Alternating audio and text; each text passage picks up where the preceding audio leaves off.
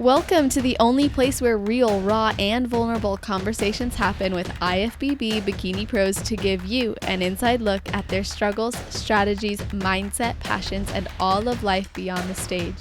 This podcast is made to inspire, motivate, and remind competitors and the average gym goer that even the most extreme lifestyles and elite athletes have their ups and downs. Thank you so much for tuning in today. I'm your host, Celeste Rains-Turk, and now it's time for the Confessions of a Bikini Pro podcast.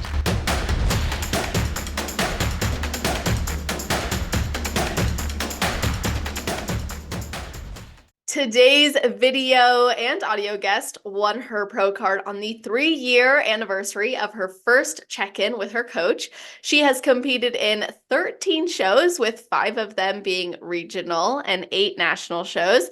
This athlete had many close calls to earning her pro card, and her resilience is not just seen in competing, but she also earned her degree in entrepreneurship from Point Loma Nazarene University in San Diego, and is a talent acquisition professional at a tech startup, as well as running her own business where she does resumes by Dre, but I don't want to give away her name yet. She has been passionate about fitness for as long as she can remember, as this athlete started as a ballerina dancer growing up and then ran cross country and track in high school, and even 1 year of cross country in college before she suffered an injury that stopped her career there. And she has been supporting others also in barre. She's an instructor for barre, and she dabbled in powerlifting training prior to committing fully to bodybuilding. So this is definitely an exciting athlete to be welcoming to the show for multiple reasons. So welcome to the show, ANDREA LOCES. How are you doing? I am so good. I'm so excited. Oh my gosh, that was such an introduction. I never think of myself that way. So thank you. Well, you're all that and even more. I could never fit everything amazing about a person in an intro, and I'm just happy to have you. We had the pleasure of meeting at North Americans in a random room.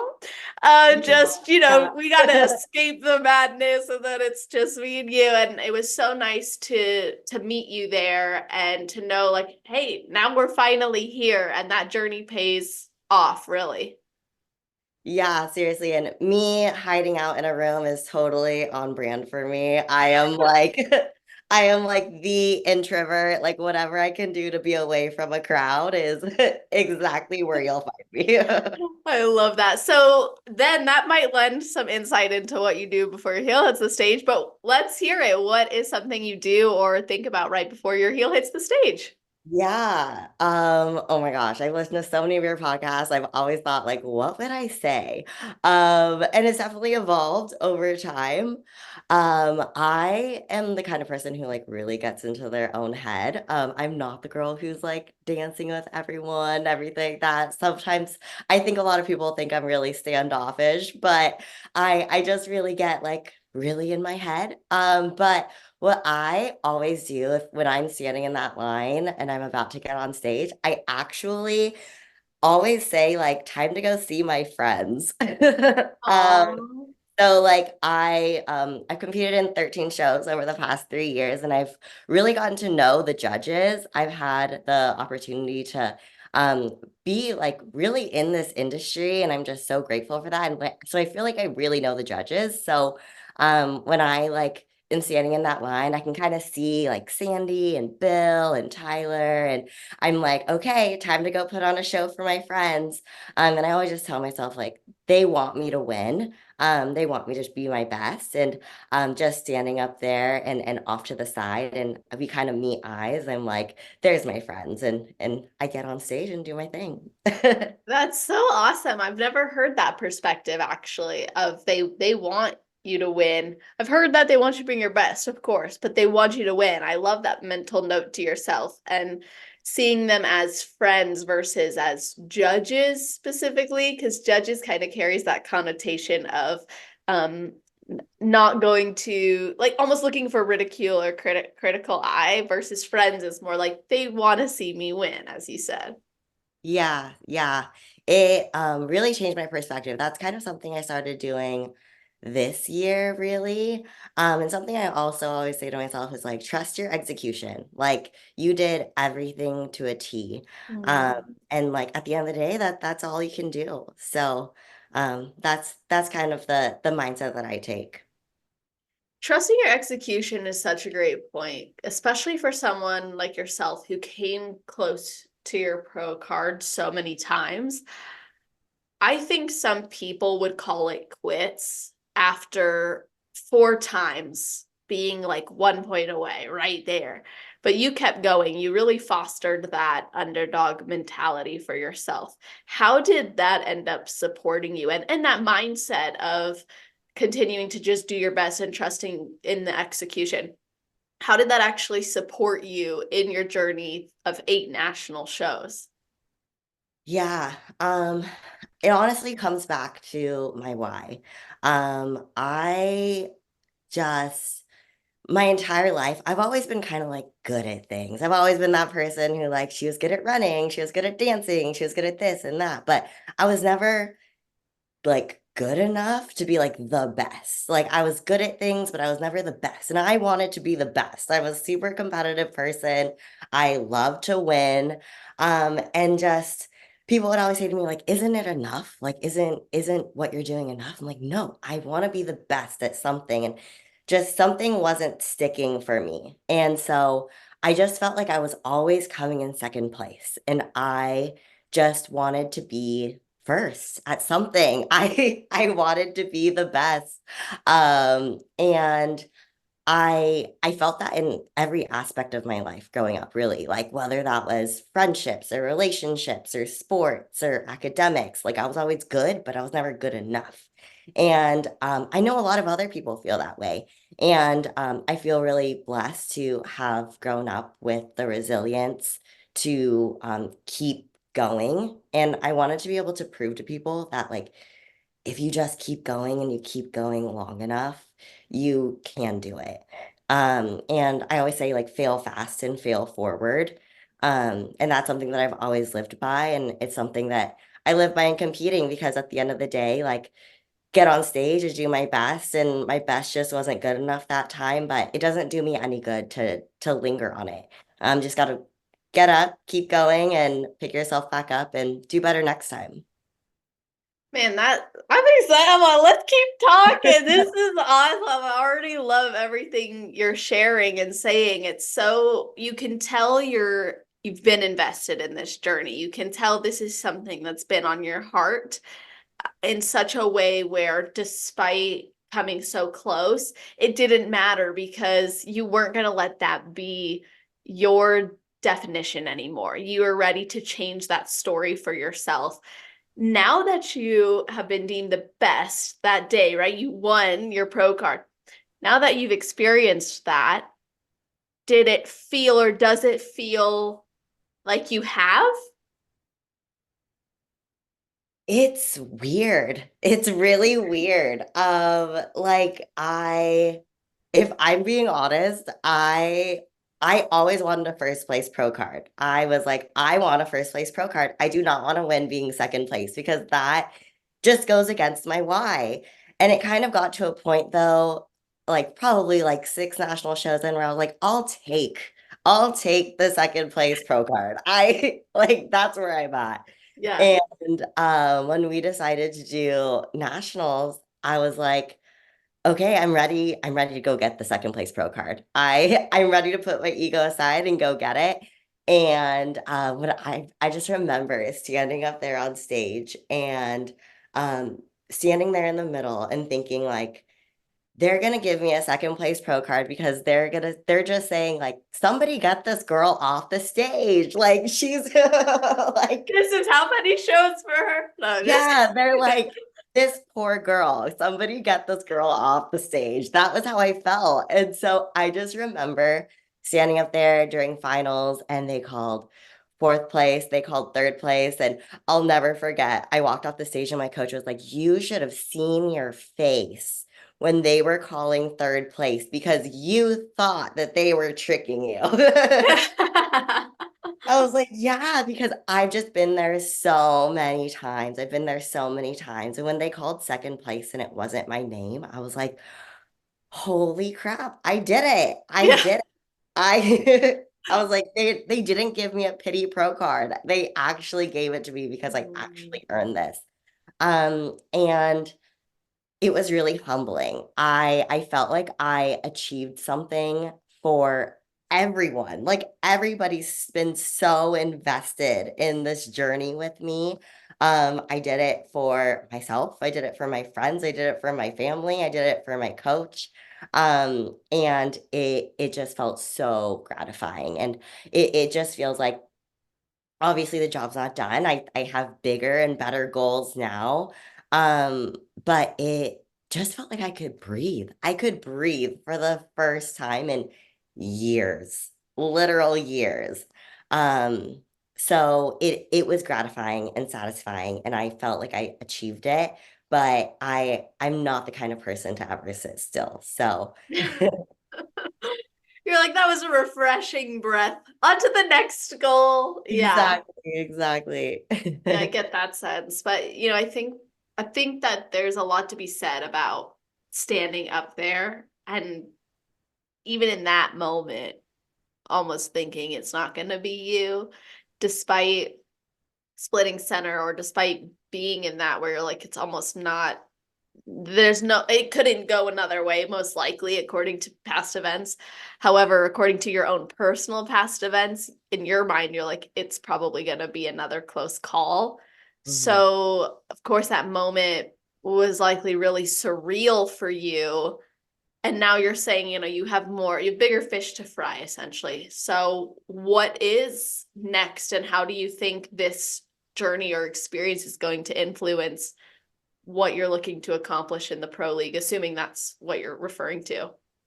Yeah, I mean, I obviously would love to go to the Olympia, but I'm also really realistic. Something that I always laugh about is when I'm standing in line at a show, and I always make it a point to like say something nice to the girl in front of me and the girl in back of me, and Oh. it would always be that girl who's in front of me or in back of me that I say something to. I'm like, oh, is it your first national show? Blah blah. It's always their first national show, and they always are the person who beats me.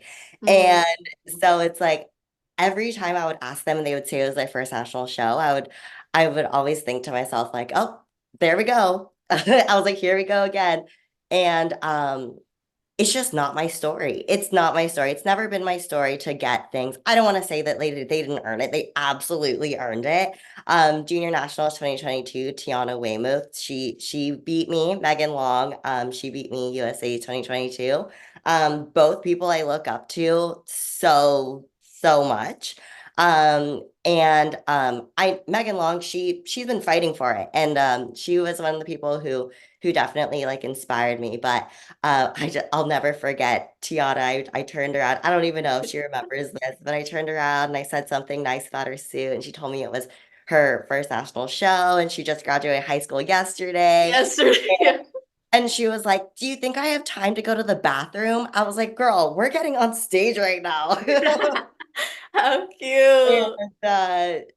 we got on stage and she won, and so happy for her. And it's just never been my story to just get things on the first try. I've always had to work so hard for everything, and I don't think that this is going to be any different. I definitely think that I will step on a pro stage in 2024, and I would love to be at the Olympia in 2025. That's my goal right now. I love that. It takes a lot to recognize what's been true for you as well, because sometimes it's hard to admit that. On one hand, it's like, okay, am I perpetuating this story for myself? And on the other hand, it's like, well, this is really what my reality has been. And I appreciate you being so open and sharing that. And both of those women have also been on the podcast. Yes, So yes, I definitely listened to both of their episodes. yeah, it's like so amazing, these full circle moments. And there are a lot of competitors I've watched go through years and years, including me, but like years and years of working towards a goal Mhm. that I think whether or not you get it on the first try or you get it on your 11th try, 13th try, fifth, whatever it is, you almost develop this mentality of it's going to happen if I keep going, regardless of how long that going period was. So you have this goal now, 2024, step on the pro stage, 2025, qualify for the Olympia. What are you and your coach doing to make that reality? Yeah, first of all, he's keeping me in check because I love to eat. And he Says knows every competitor. he knows it. He knows it. And yeah, he we just work so well together. We're so in sync with everything. And so he knows that I'm ready. But he also knows how to keep me grounded. And he definitely keeps me humble. That and we definitely need to grow. So we're training. We're getting my food back up to a good spot.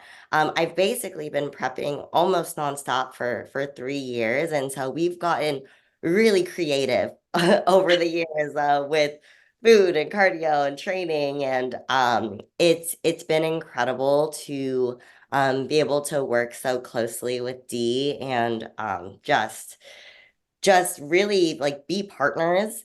I respect him so wholeheartedly and just I trust him. Whenever he says go, we go. Whenever he says stop, we stop. Right now, he wants to just really make sure that my health is in check and get everything nice and leveled out, get a good green light. And I'm sure that he has some plans in mind, but he doesn't like to jump the gun because he knows that I'll go off running. Yeah, this is so smart. And you guys have been working together for forever, really, your whole time through this, right?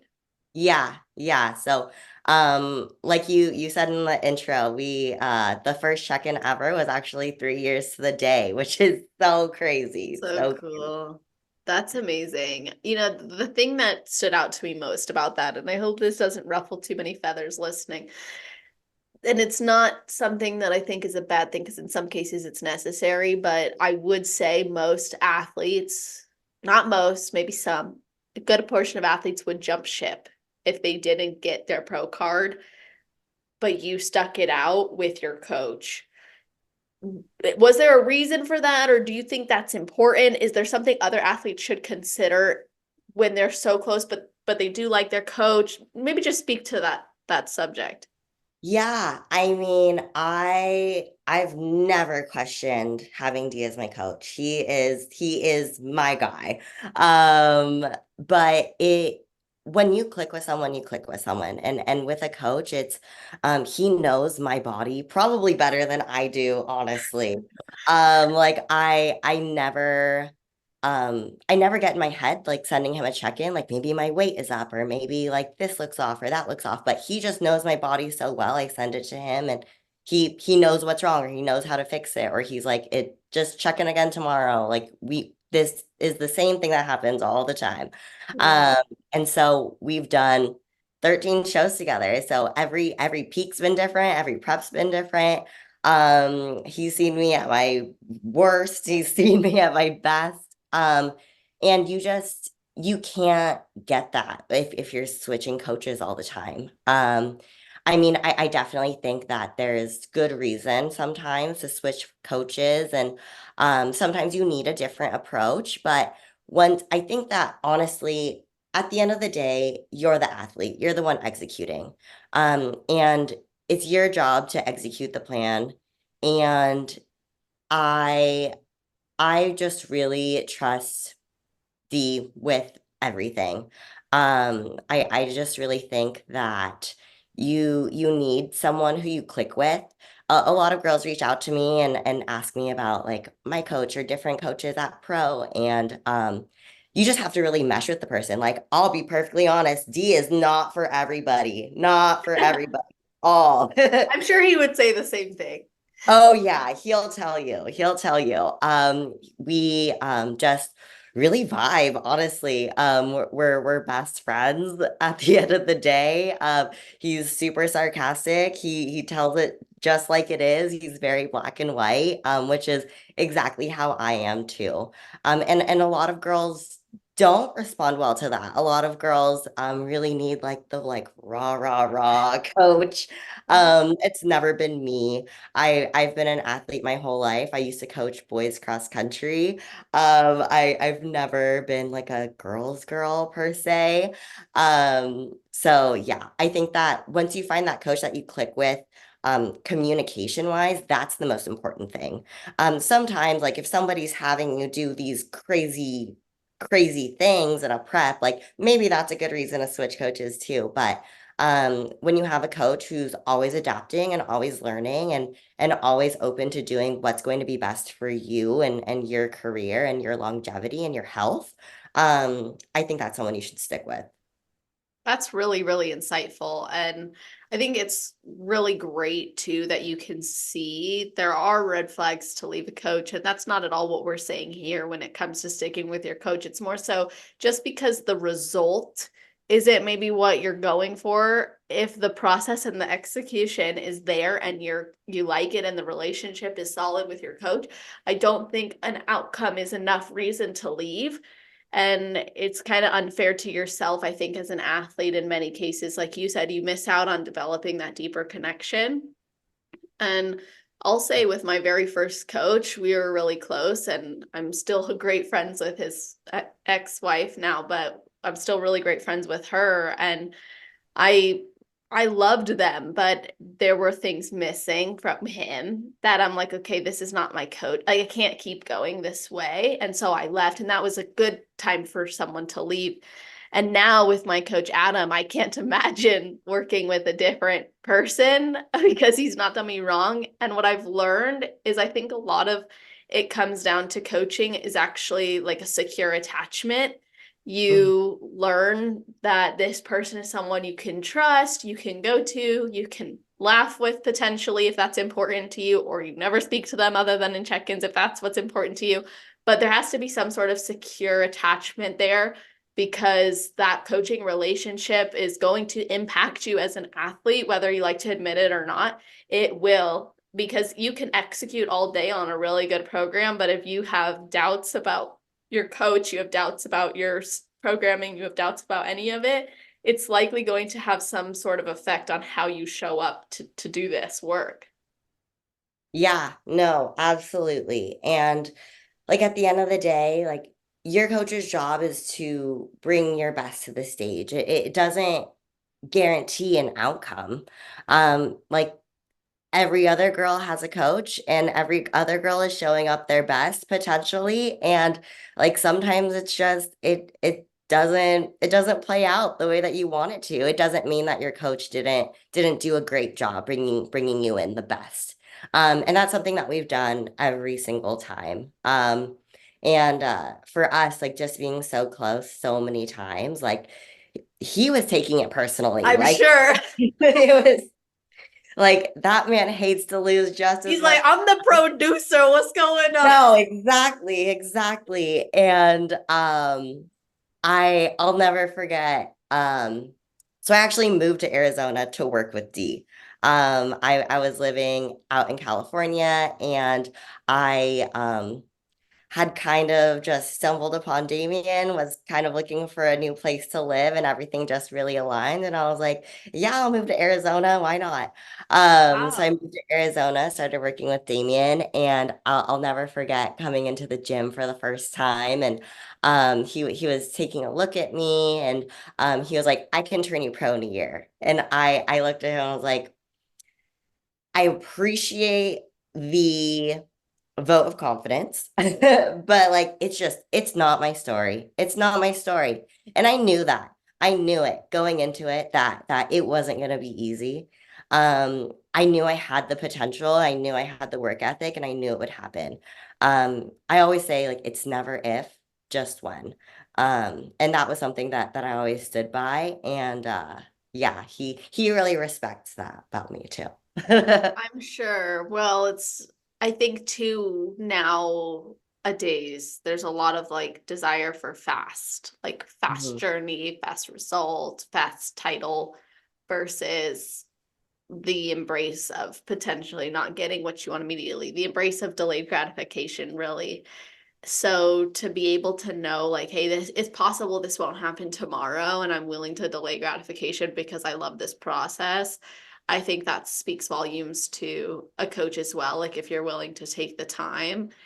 And I think it also just allows for that understanding of your body to grow and also for your mind to develop with you as an athlete.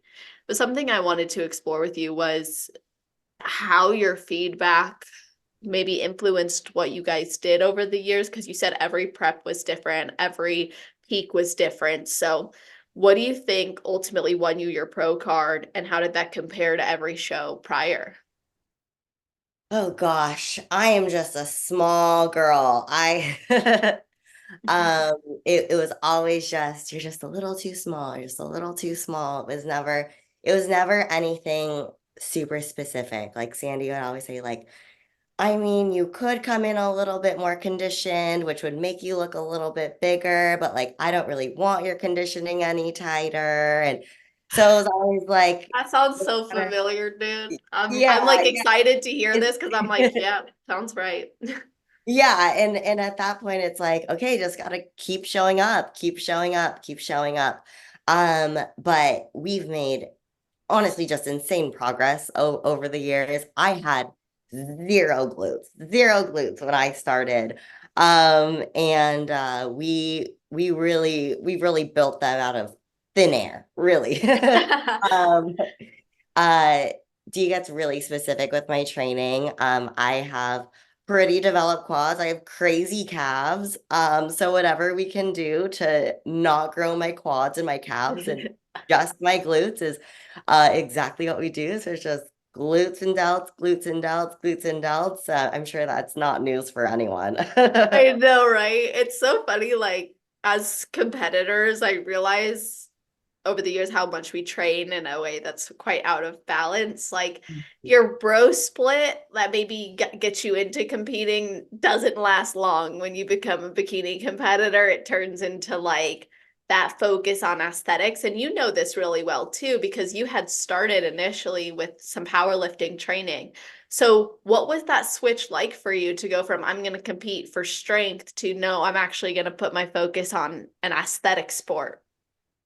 Oh my gosh, it was a journey because everybody would always tell me, like, you should try bodybuilding. You should try bodybuilding. You have the structure. You have everything. Like you could be really successful in this. I was like, I don't want to be judged by the way that I look. Like I really don't. Like I like black and white. I want to be able to pick up the weight or I can't pick up the weight. That's good for me. Like I don't want to walk out on a stage on a sparkly bikini. Like, first of all, my parents would have a heart attack. And second of all, like I just don't feel the need. And it kind of got to a point where I loved powerlifting. I love being strong. I've always just loved being in the gym. Um, but it kind of got like really repetitive after a while. I mean, bodybuilding's repetitive, but in a different way. Yes. It was just like RPE 6, RPE 8, we're gonna do 8 reps, we're gonna do 3 reps. And it was really great to build muscle and it was fun in its own way, but something just kept on pulling at me to just see what this bodybuilding thing was. And again, I love to eat, like absolutely love to eat. And I was like, I can't imagine like having to think about what I'm eating. Like I love food. I've never been the kind of girl who has like worried about like calories, things like that. Like I don't want to have to do that. So I think that was like the biggest hurdle for me, honestly. The aesthetic stuff, I actually found it really interesting. I had always wanted to kind of do something like that, but again, knew my parents would have an absolute heart attack. That was its own hurdle throughout this journey. Luckily, we have seen the other side of it, and they are Yeah, because they on came to board your now. shows, right? Like they're Yeah, totally. Okay. Yeah, yeah. It took a little while, but when they realized that I was definitely in this for the long haul, Yeah. they definitely came around. So it was definitely a transition, but I mean it always is. Like you just gotta jump in head first and haven't looked back since. That's amazing. And truly, I think when you're used to training for that black and white of, it's either green lights or it's not, you enter a sport like bodybuilding and it's going to challenge you in a different way where maybe you get more comfortable with an in between. It's not so clear cut, it's not so straightforward. You also came from sports that were very cut and dry. And so that would probably be a difficult transition. But then you add the food aspect. So this is where things are different because with competing, the food is regimented. It's this, and that's what it is. So to go from never worrying about a calorie to then having to track and monitor and eat a particular way, how did this influence your view on food and your body? It was, I honestly, I just wanted to do whatever it took to win. That was kind of the mindset that I took on. Um, when I commit to something, I commit to it wholeheartedly. That's why when people would always say like just try bodybuilding. I was so hesitant because I knew I wasn't just going to try something. If I was going to do something, I was going to go all in. Like when I committed, I moved to a different state. I It's um crazy, by the way. yeah, Good for I you. literally I'm just literally kidding. packed like I signed with D 2 weeks later. I packed up my car and I moved to a state I'd never been to an apartment I'd never seen in person. And Wow. that was just how it is. That's just how I've always been. I am a super all in, all out kind of person. Um, so once I committed and I made the decision, it honestly just it didn't matter. When I said that I was going to do bodybuilding, um I'm really good at like turning my brain off, which isn't always the best thing. I know how to turn my brain No. off, I know how to turn my emotions off when I need to and just execute really. And that's what I did. And it definitely was difficult at first trying to figure it out. And but once I got the hang of it, um it was really cool. I get really obsessed with being 1% better at whatever it is. So, like once I got into the groove of it, I wanted to see like what food sources could I use in order to like decrease my bloating? What could I do to like make sure that my weigh-ins were always consistent? Like what could I do to make sure I was performing best?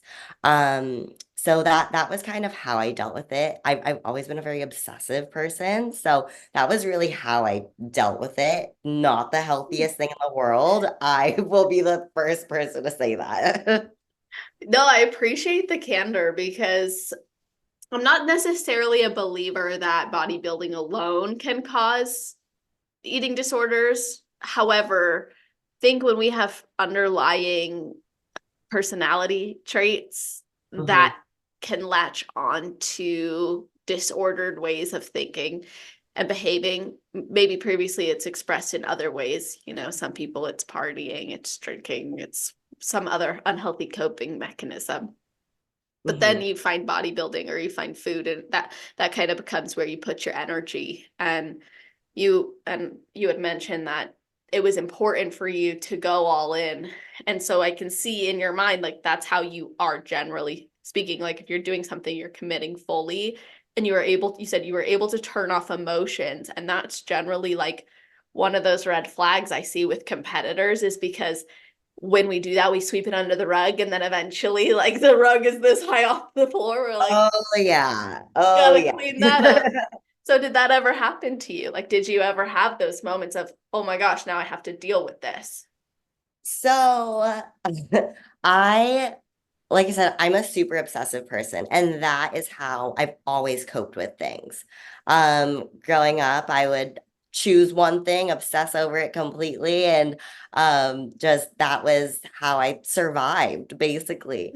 Mm. And so it was definitely something, prep was something that bodybuilding in general is something that I've always just been able to obsess over and ignore whatever else is going on in my life.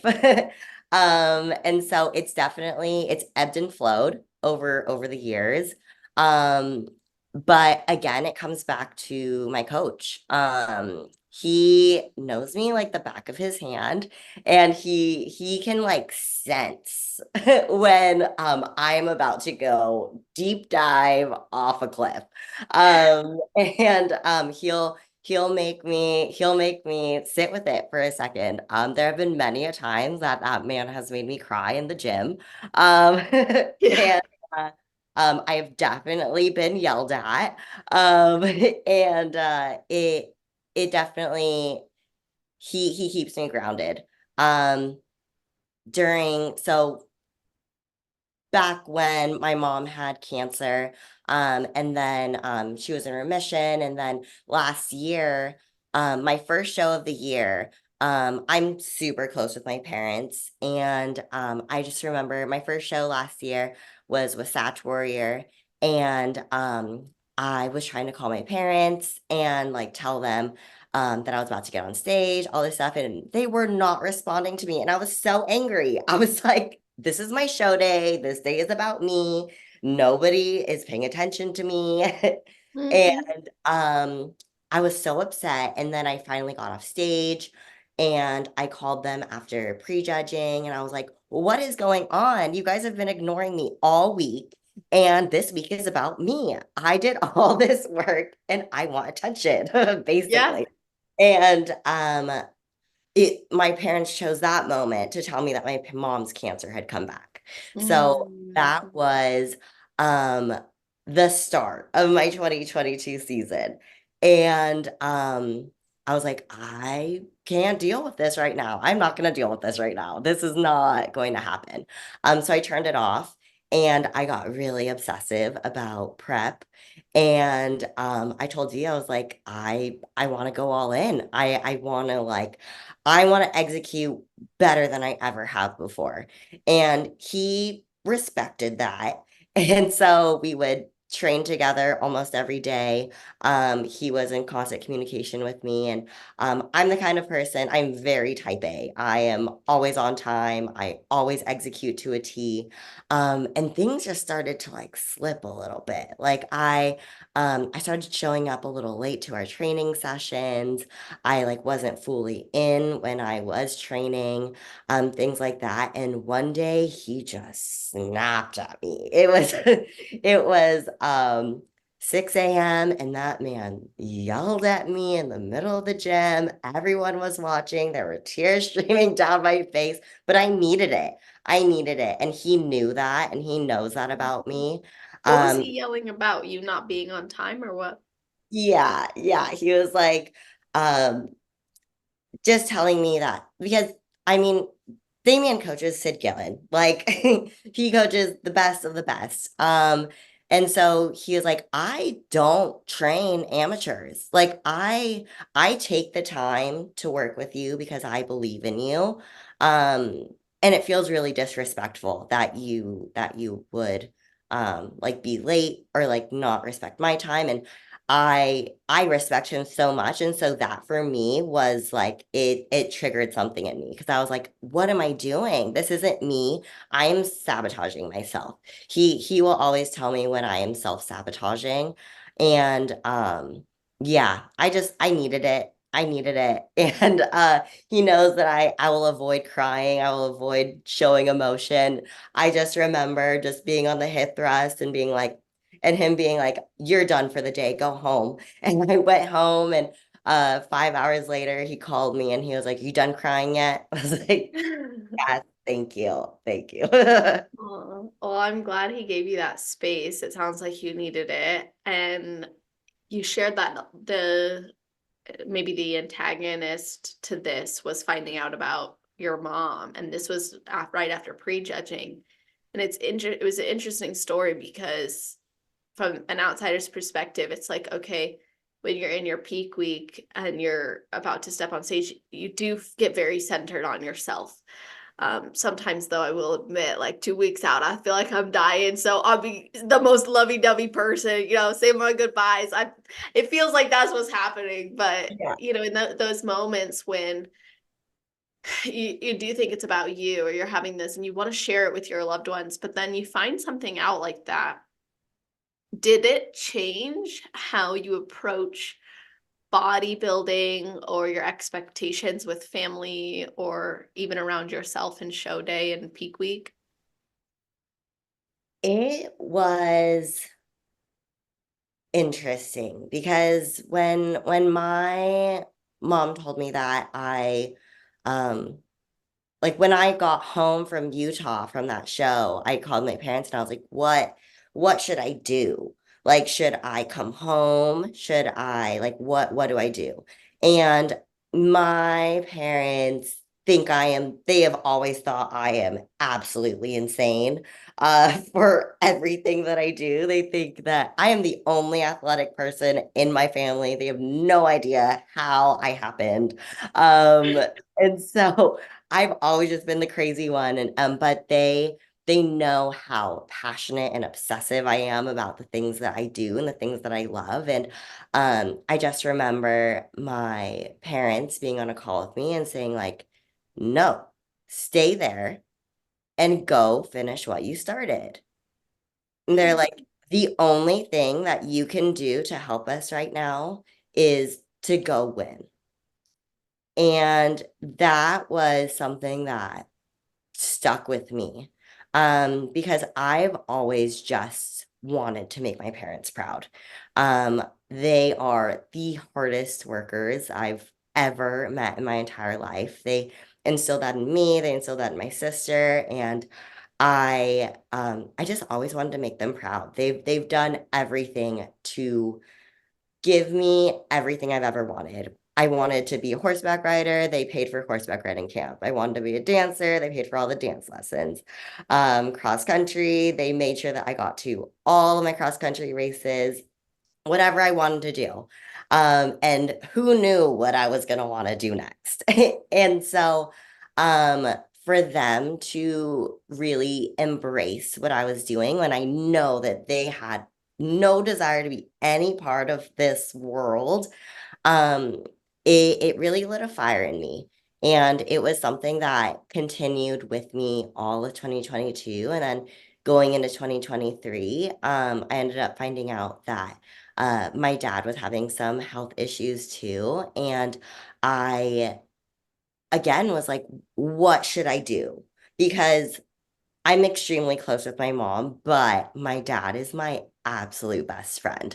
I am a daddy's girl through and through. I don't know what I would do without him. And so it hit different. Like it hit really different for me.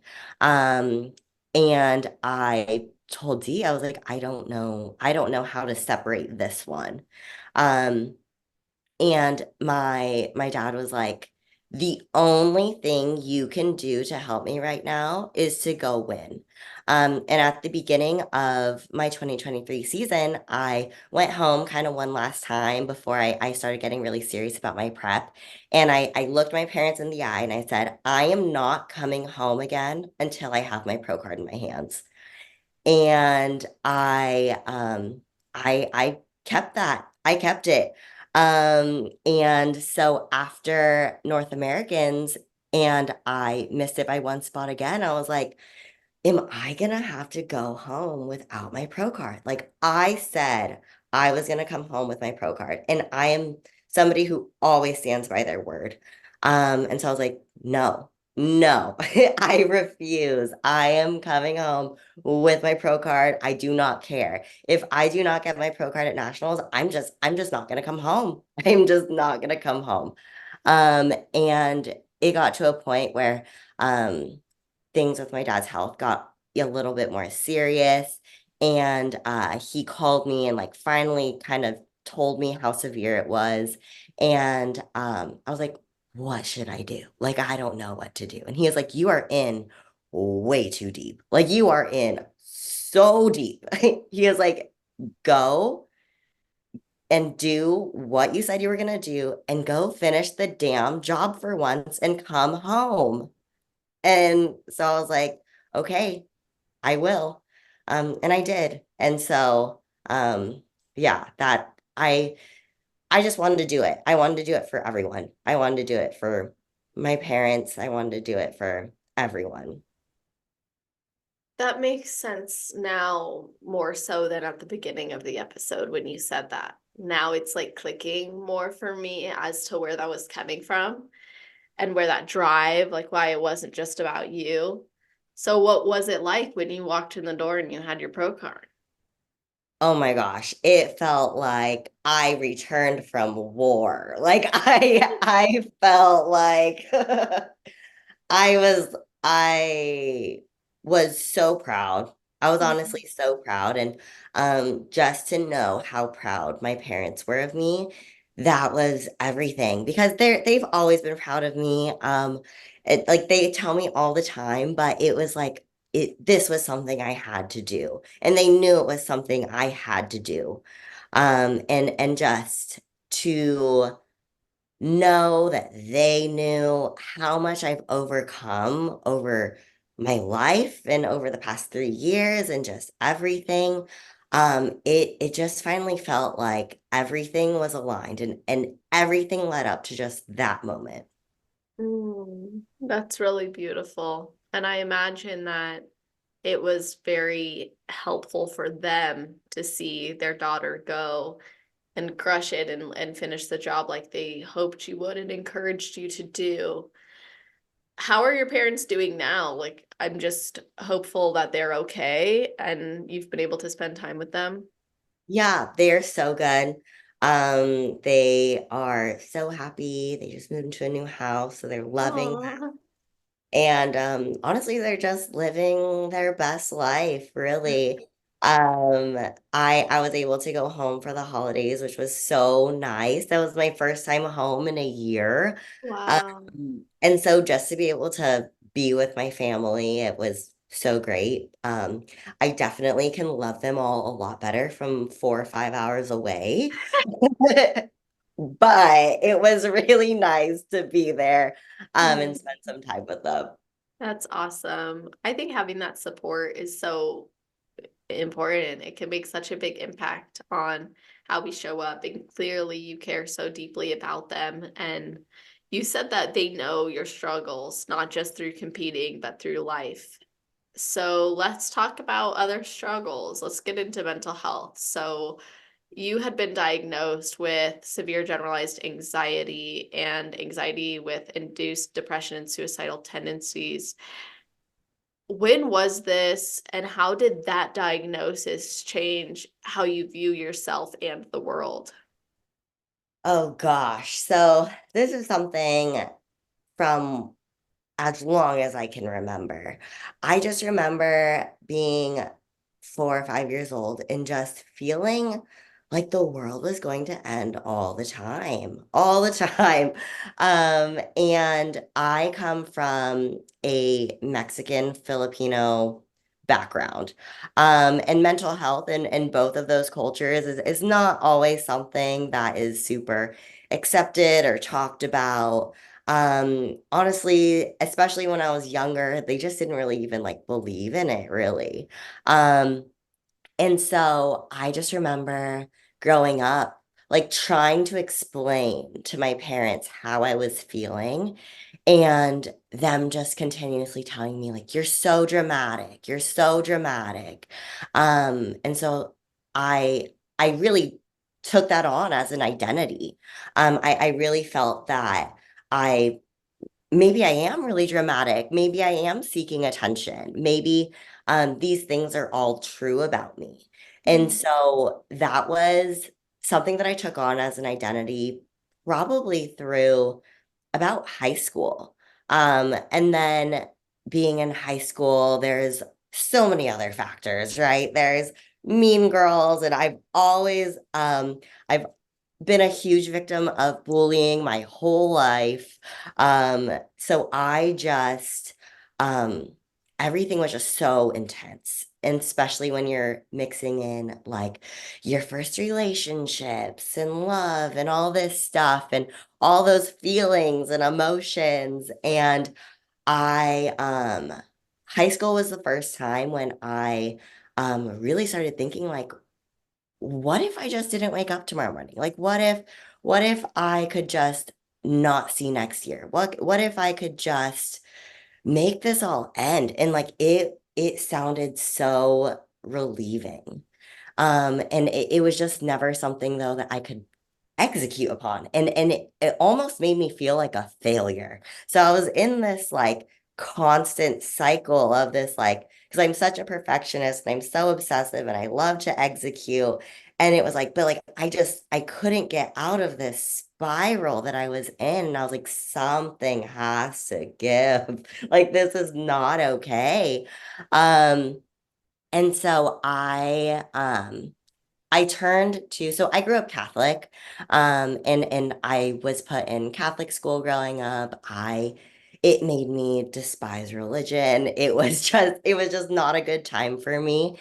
And but I remember being in high school and being like, I don't know what this looks like, but I need to seek this out in my own way. And so there was like a non-denominational church near me, and I just started going.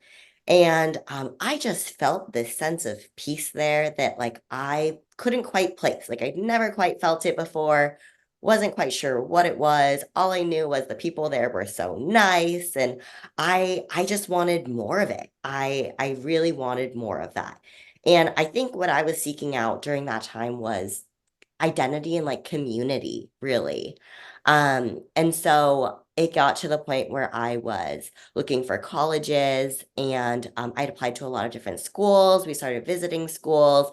Point Loma had offered me a cross country scholarship. And so I um, went and I visited the campus. My parents were a little iffy because they're like, you want to go to this like party Christian school? Like, uh, and they're like, we're Catholic. And so um, I just remember walking on that campus and feeling that sense of peace. And I looked at my parents and I was like, this is it. And they know when I set my mind to something, that's it. So they're like, all right, she made her decision. So I went there and I really dug in. I just really, really dug in. Um, but of course, like the mental health stuff just kept on coming back around. Again, relationships and academics are super stressful. I had upwards of 4 to 6 jobs in college trying to like make ends meet and make things happen. So I was stressed and there was a lot going on. And it got to I hit a breaking point. I definitely hit a breaking point. Probably my senior year of college, I was top of my business school. I was president of every club. I was doing the most. And I just cracked. And one day I called, it was actually my birthday, my senior year of college, and I called one of my friends and I was like, I'm scared.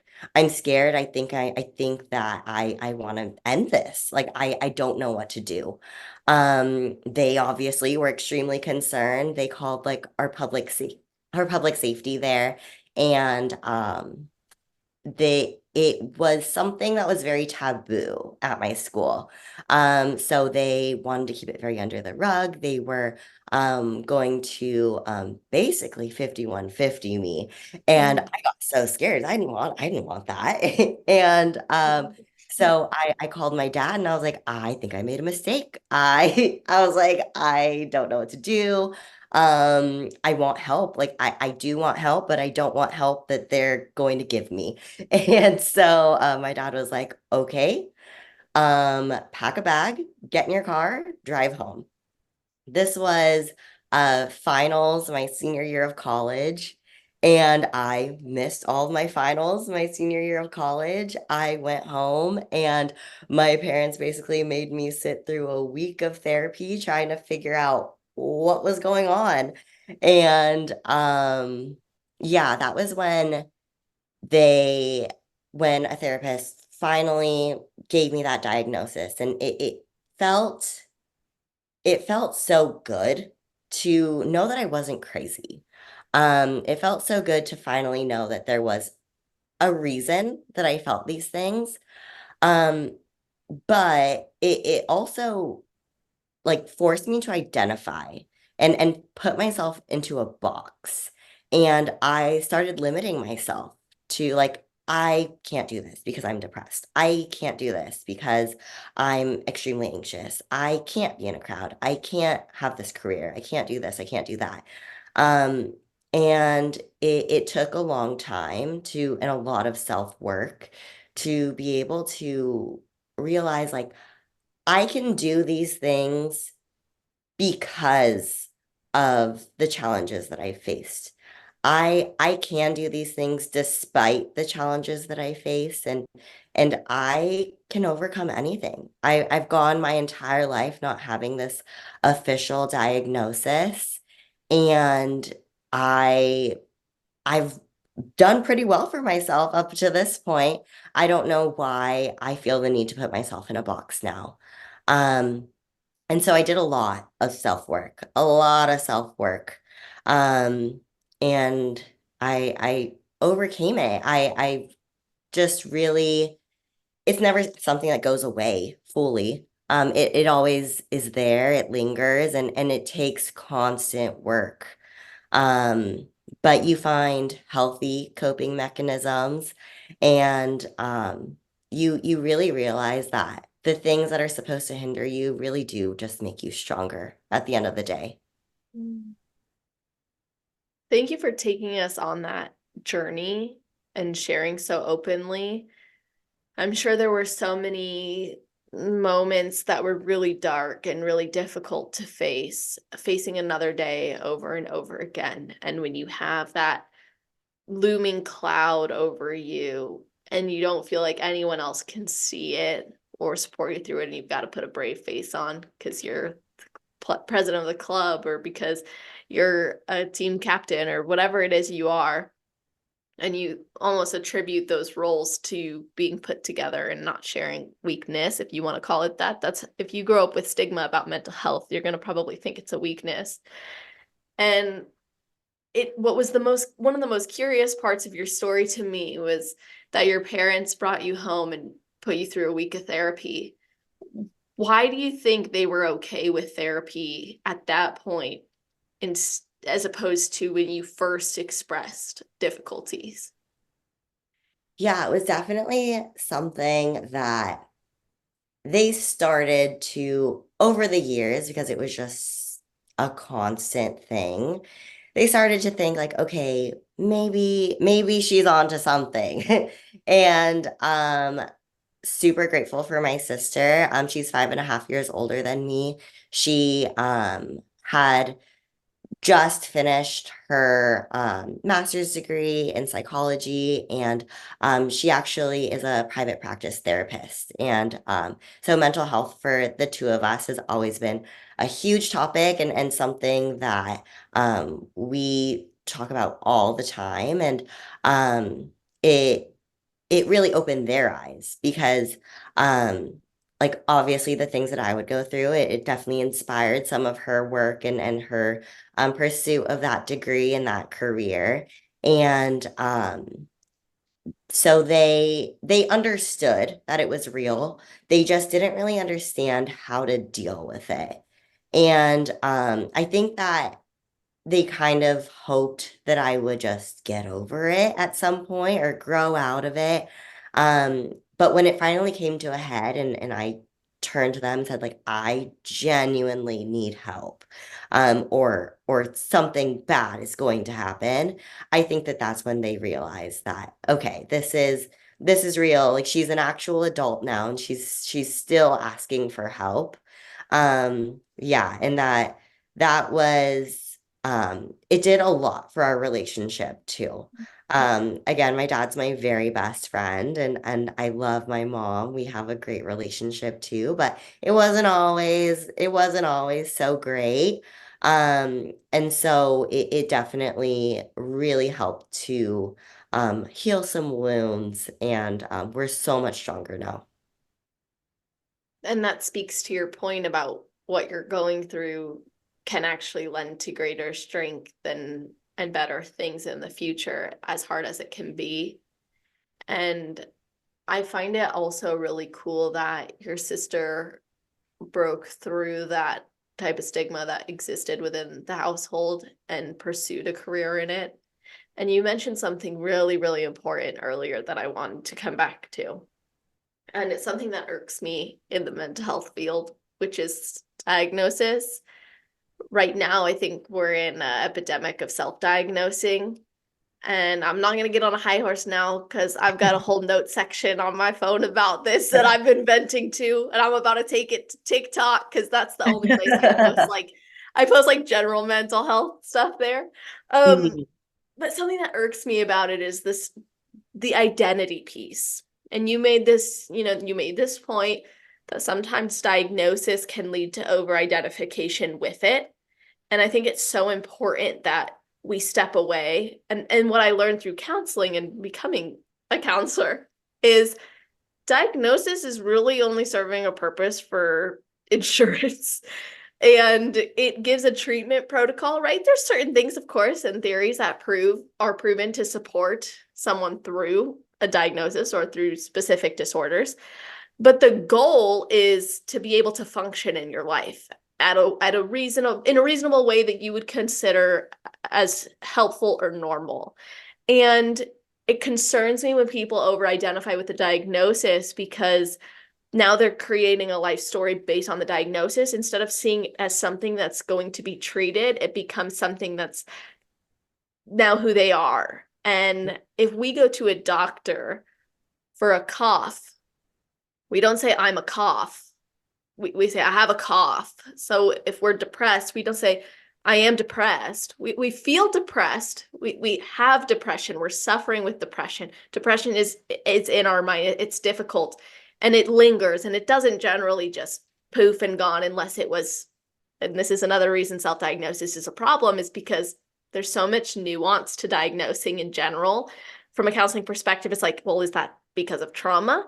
Is that because of environment? Is it because of belief systems that exist within the places that you're currently playing a role in? So there's so much nuance to it that when we get wrapped up in identifying with the diagnosis, it can do more harm than good. And so I really appreciate you bringing that perspective here and sharing that it was doing more harm than good for the period of time it was. You can still recognize that it's not, hey, yeah, let's put this under the rug too and pretend it never happened and I don't have these experiences, because your feelings are very valid and your experiences are true and real. But it doesn't mean it has to be who you are. And you said it was limiting you from certain things. What were you noticing it was limiting from, and how have you been able to overcome that to live life to the capacity of which is more satisfying for you as opposed to when you were identifying with it? Yeah, I just felt like I got, again, I'm really obsessive. So I would like when I was told that I had severe generalized anxiety disorder, I was like constantly checking my heart rate. And it got to the point where I was checking my heart rate so much that my heart rate would go up because I was looking at it so much. Exactly. Um, and so I would force myself to not be in situations where that would make me anxious. But pretty much everything made me feel anxious. So I would never want to be in crowds. I would never want to be around too many people. I I would just basically keep myself in a closed room in the dark and just honestly make myself feel even more depressed. And so it was just all this big circle that I was in that was just forcing me to be someone who I didn't want to be. I knew that I could do amazing things. I had always been told that I could do amazing things. I knew I could do amazing things. I had just graduated from college. I had all these accolades, did all these amazing things, and like what was I going to do with it? I was so scared to branch off. I moved back home because I didn't want to be away from my parents because it scared me. And I was like, I just went through this like really traumatic situation, and I felt like I needed to be safe. And so went back home and hung around the same people that I'd always hung around with, and went back to an old job that I always had. And it just it I had so much more in me, and I knew that, and it took a little while. And one day I woke up and I was like, you need to snap out of this. You need to snap out of this. And I I do things on the drop at the drop of a hat, obviously, because one day I woke up and I quit my job. I uh found a place in LA. I moved to LA.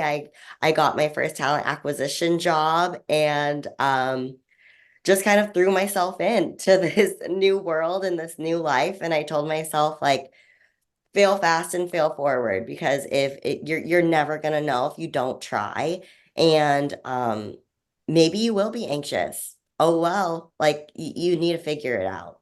And maybe you will feel depressed sometimes. You need to figure out how to cope with that. And there's no better way to do that than an actual practice.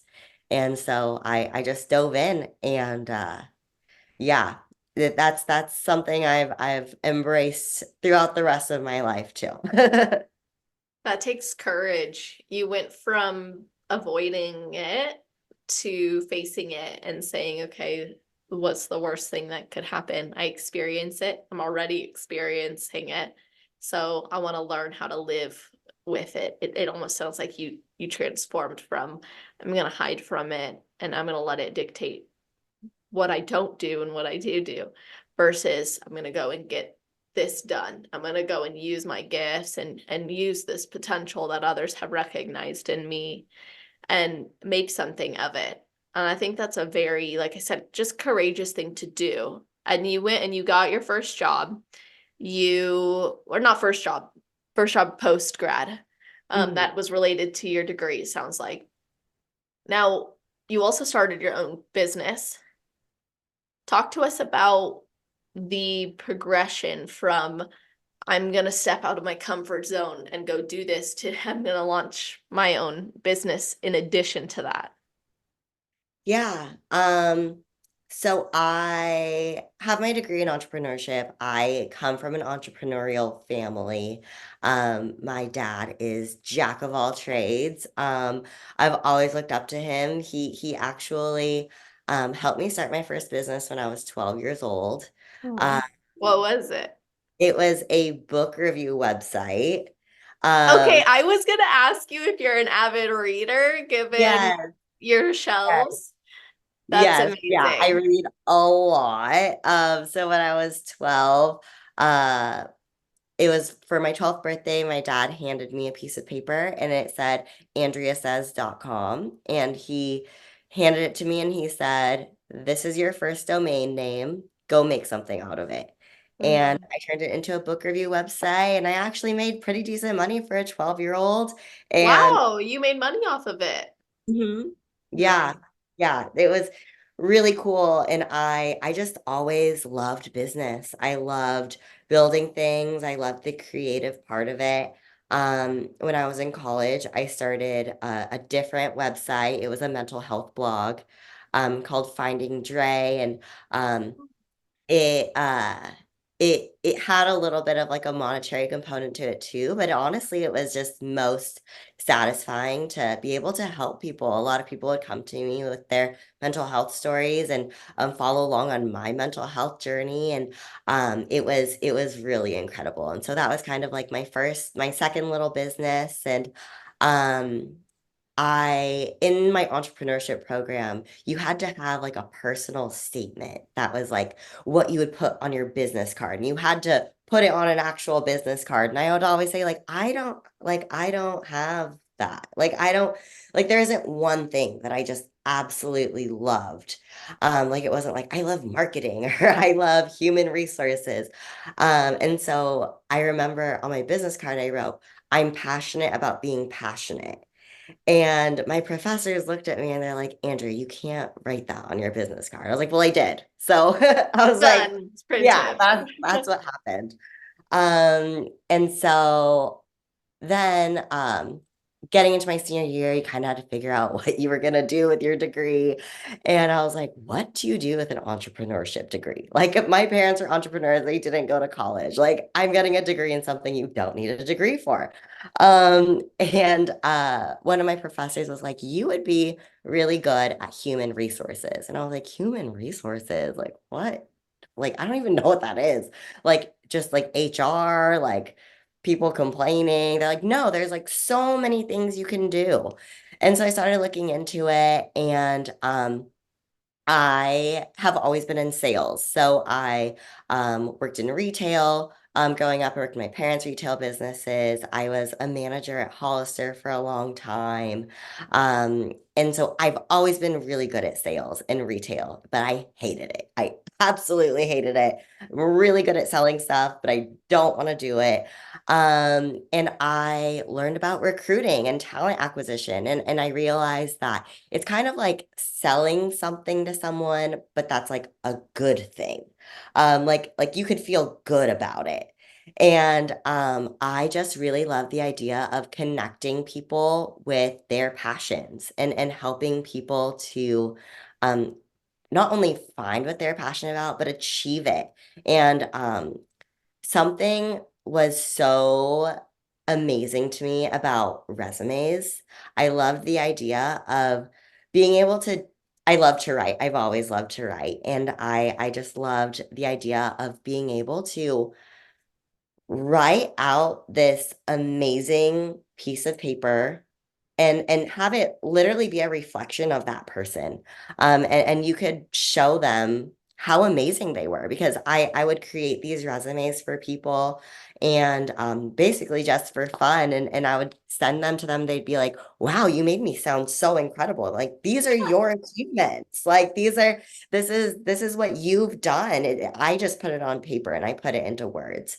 Um, and then knowing that that piece of paper can get them a better salary or get them their dream job. It was so incredible to me. And I just wanted to do more of it. And so that's kind of how I landed there. I forgot your original question. I'm so sorry. That answered the original question, so don't worry about that or wonder if it did or didn't. It did. It was really to take us down that path of getting out of your comfort zone to then launching your business, and that was such a beautiful story. And it's really cool. The more I'm listening to you talk, the more I'm seeing a lot of why you are the way you are. Like you are such a resilient person. You can tell you recognize strengths, not just in yourself, but in others, like, because you really have to. And you're very creative. And I think it's cool as well that your dad supported you in that way. And I'm seeing a lot of similarities between us too. I asked my dad for my first website domain when I was like 9 or 10, and it was an interior design website, and I would blog on it, little things, and it was just silly and random. The only people I made money off of were my parents. That just say, can I organize this and design that? But it was like their support meant so much. And then eventually got some staging jobs in high school, but then I fell in love with fitness and everything changed. But having parents who support you is such a beautiful thing in that, and having people telling you you're amazing and incredible and you could do these things is inspiring. Like it can inspire that confidence, and then now you're giving that gift back to other people through the work that you're doing. You said, I'm gonna be passionate about being passionate. I'm gonna support other people in their passions. I'm gonna help others get more out of what they are and who they are, and see that. And there's something so beautiful about, like you said, you hand them back this piece of paper and they're like, that's me. Like, yeah, that's how awesome you are. And to own that. How can someone utilize your services who might be listening and in need of that? Yeah, absolutely. I mean, you can always DM me on Instagram, whether that's at my personal Instagram, or I also have like a special resumes by Dre Instagram. That's also linked to my email, but honestly, wherever, it's something that I just love to do. And it's honestly just fun for me. So, always happy to help people out or even just give people advice. It's a crazy job market out there right now. And it's a difficult time just in general for recruiting, talent acquisition, looking for a job. People are losing their jobs. So I'm always happy to lend some advice. I love that. I think it's a really cool thing that you're doing. And my mom used to be a recruiter at towards the end of her life, and it was really cool to see her have so much passion about supporting others and getting that next level for themselves. So I love that that's something you offer. And it's really cool too that you took something you learned in school and you did find a way to apply it, even though maybe you weren't sure how. It seems like it was always in you. What did you learn about in your entrepreneurial degree that you find to be helpful in your life as an entrepreneur, as well as in your life doing talent acquisition for a company? Yeah. So when people ask me what I learned about in school, I always say it was honestly a leadership degree. It was you just really learned how to I went to an extremely Christian university. Like we had Bible classes on top of our regular classes. Every class was tied to religion in some way, shape, or form. So it was a really interesting way to learn about business, which isn't always the most Christian thing in the world. And so a lot of our classes were honestly just about like ethics and how to be a Christian in business. And Mhm. um, I feel like we did a really good job of recognizing that business is very, like, aside from like finance and accounting and things like that, it's very intuitive. Like, you either know how to do it or you don't know how to do it. What we can teach you, though, is how to be a good leader, how to be an ethical leader, how to be a humble leader and have that like humble like servant leadership mindset. And honestly, that's what I've really taken from my education. I wouldn't trade it for the world. Super unconventional, super, super unconventional. Definitely not what I would have learned at ASU. Yeah. But would not have traded it for the world. It was an incredible experience. And yeah, it definitely made me the person that I am today. And I really do feel that it's helped me to succeed in the world that I'm in that isn't always the most black and white world. Um, and just being able to make good ethical decisions that help me sleep at night as an individual.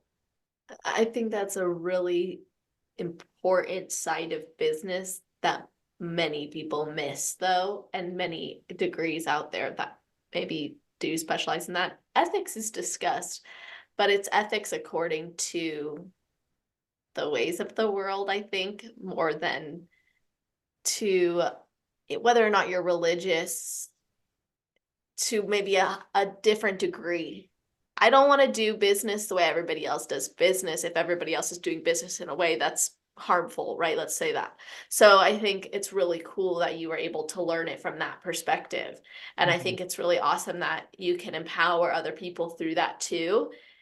And I love that you don't regret it. I think about that often when it comes to the degrees I've pursued because I'm like, I would always tell myself, I love learning. I love learning. I would go back to school tomorrow if I could. Like, I would do it. Same, same. Right? Like, I'm like, let me just go. And I know other people who love learning so much, they have like 5 degrees because they just love it. I'm like, I would love that. I think it's amazing. Yeah. I never regret it. I don't think you can regret education when you love learning, first of all. And second of all, when you know, even if you do nothing with it, it's going to teach you something. If you can value it enough to know that you can take whatever you can take from it, whether someone else benefits or not, it's highly likely somebody will if you take the time to learn and really commit to it and see how you can apply it. So I just think that's really cool that you did. And I love that story as well. So, man, I feel like we've talked about so much. And like I told you at the very beginning, it's like you can, before we recorded. So for those who are wondering, I hadn't mentioned this yet, but we were talking before we recorded. I was like, how do you actually capture so many shows and so many years of pursuing a goal in an episode and it's or even in a single story? And I'm really impressed with how much you have shared. But is there anything I didn't ask you about that you wish I would have? Oh gosh. I don't think so. I feel like we've covered a lot. I mean, there's so much I could talk about, but nothing I can like pinpoint. Yeah, well, you know what? If there's other things that come up later, I'm going to encourage the audience, you guys go reach out to her, follow her journey, of course. We'll get into that soon, but I always have to end the episodes by asking for your best advice. So let's hear your best advice for somebody who's never competed before but would like to, and then your best advice for someone on their road to pro. Oh gosh. Okay. So, someone who's never competed before but wants to, I would say two parts. One, go all in if you're gonna do it. Like, just be be all in, be coachable, have some grace with yourself, but commit to it fully. But also be humble. That never leave, like never let your humility go away. I always say the gap between a regional show and a national show is insane. So you might go through your first prep, go to your first regional show, and get first place and think you're gonna go get your pro card at the next show. I have never been a fan of saying road to pro. I Hmm, honestly really despise that saying. that's And okay. I definitely think that when you first start, you should take on humility and realize that people have been doing this for years and still haven't succeeded. Um, and you might succeed really quickly, and that'll be fantastic. But it'll be even better when when you take on humility and you achieve it. I really think that. Otherwise, you got your slice of humble pie, and that's that's what I always say. Yummy. Yes, yes, we all get our slice of humble pie eventually. But for someone on their road to pro, this is advice that I always give to people. Don't ride the wave. Don't ride the wave. As we know, prep can be a lot of different emotions. It's a lot of really high highs or really low lows. But don't let them get to you. Literally just keep on forging forward and let things flow. When the highs are high, appreciate them, but don't sit in them. When the lows are low, don't sit in them. Just keep going forward, keep going. It isn't going to be easy. It's not supposed to be easy. You're trying to be a professional athlete. So I just really think that the more humble that you can be, the more grounded you can be, um, all the better. Beautiful. And I appreciate you still giving advice, even though you don't love the saying. And I absolutely love that you shared your thoughts on it too. Now, how can people connect with you, follow your journey, and potentially even work with you? Yeah, I mean, I'm on Instagram, so you can always find me there. So Dre, Loses, um underscore IFBB Pro. That's a new add-on that I'm still getting used to. Um You're like, who's this in my, oh, that's me. Nah, no, seriously. It took me a while to actually add it. And then one day one of my friends was like, why don't you put that on your Instagram? I was like, I don't know. But I get it. I was like, I'm just gonna own it. I'm gonna do it. Yeah. So yes, you can find me on Instagram, always there. I'm always sharing memes. We can be friends. And also resumes by Dre on Instagram too. That's linked in the bio there. Awesome. All right. Well, that will be in the show notes page. You guys, that's always on celestial.fit/podcast. If you are listening on Friday, first thing in the morning, it's going to be at the top of the page. If you're listening in the future, scroll down to the category section, which is alphabetized, and you'll be able to find not just how to connect with us, but also a full summary of the episode, as well as a bulleted list of topics we covered and episode timestamps so you can go back to your favorite parts and listen, or you could share it with your friends, family, teammates, and let them know that they've got to hear these stories too. Always appreciate your guys' support. If you feel inspired to leave a rating or review on iTunes, it goes a long way. And of course, don't forget, we started doing video episodes in 2023 very consistently. I'd say like we're doing now, but like we've been doing it for a while now, and seeing more people coming to YouTube to watch that has been really awesome. And I'm going to be doing a lot of different cool things in this new year that I want you guys to be ready for. So make sure you subscribe to @celestial_fit on YouTube as well as on Instagram so you can get those updates. So thank you all for listening. And Dre, thank you so much for coming on. No, thank you so much for having me. This was seriously an honor. Yeah, me too. Well, hope you all have an amazing rest of your day, night, or morning, wherever you are in the world where you're listening to this episode. Just make it awesome.